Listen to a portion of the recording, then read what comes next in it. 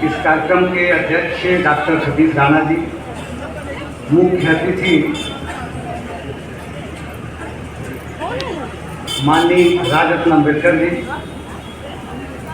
Doctor Ravikant जी, doctor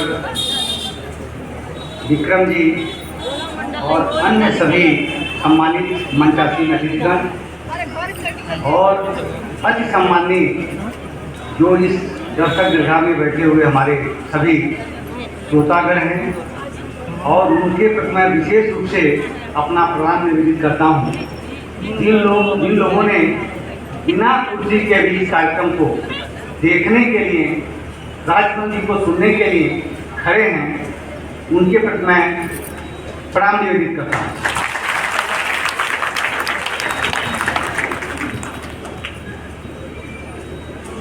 सबसे पहले मैं इस कार्यक्रम के संयोजक डॉक्टर सतीश राणा जी को धन्यवाद ज्ञापित करूँगा और मैं उनके प्रति आभार व्यक्त कर रहा हूँ।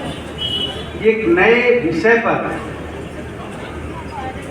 लोगों को एकत्रित किया और वह विषय कहीं कहीं बाबा साहब के मिशन से जुड़ा हुआ, जिसका उल्लेख डॉक्टर रविकांत जी कर रहे हैं। शिक्षा और शिक्षा से जो जुड़े हुए हमारे समाज के जो अति सम्मानीय लोग हैं, जो किसी भी स्तर के शैक्षिक एक संस्थान को खोल रखा है, उसका संचालन कर रहे हैं, हर प्रतिमूर्ति से संचालित कर रहे हैं, निश्चित रूप से बाबा साहब के मिशन में एक बहुत बड़ी कड़ी है और उनको इस तरह के मन से सम्मान दिया जाना चाहिए जो एक कार्यक्रम उन्हीं के लिए विशेष आयोजित किया गया है। दूसरी बात मैं कहना चाहता हूँ कि बाबा साहब का जो जीवन संघर्ष है, वो संघर्ष अपने आप में बहुत कुछ सभी को सिखाता है। और अभी वक्ता जो अभी कुछ समय पहले रविकांत जी बोल रहे थे, उनके वक्तव्य को आप सभी सुने और उसमें सब में यही था, क्या क्या क्या बाबा साहब ने हर जगह त्याग ही किया अपने सम्मान के उत्थान के लिए, देश के उत्थान के लिए, देश के आर्थिक और राजनीतिक परिवर्तन के लिए, एक महान राष्ट्र बनने के लिए लगातार उन्होंने त्याग ही किया, पूरे जीवन में त्याग किया। विचार ये करना होगा कि क्या बाबा साहब के मिशन को आगे बढ़ाने के लिए हमें त्याग करने की जरूरत नहीं है? क्या हम त्याग कर पा रहे, नहीं कर पा रहे? क्या हम वो त्याग कर पा रहे हैं जिस त्याग से हमारे समाज के लोगों का राजनीतिक सहभागिता बढ़ सके, आर्थिक सहभागिता बढ़ सके और नीतिगत निर्णय में भूमिका हो सके?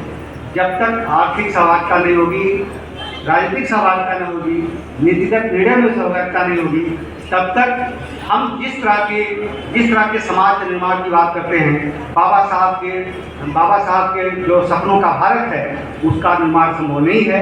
तो मैं, क्योंकि यह भीड़ पूरी इकट्ठा हुई है